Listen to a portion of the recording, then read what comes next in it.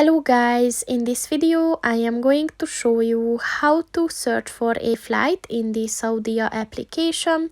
But first I just want to mention, don't forget to subscribe to my channel, because at 10,000 subscribers I am going to show you my whole YouTube revenue statistics and growth strategy, as well as how to make money online. Let's jump into it. First of all, open the application on your phone.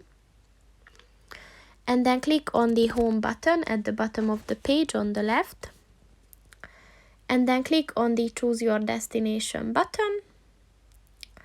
So first you can just type it in, or you can scroll down.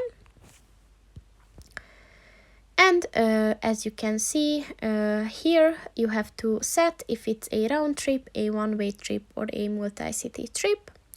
If it's a one-way trip, then you have to set the departure date. So just click on that, and then you have to set the number of passengers traveling with you. So here you can see there are children, youth, adults, infants. So just click on that.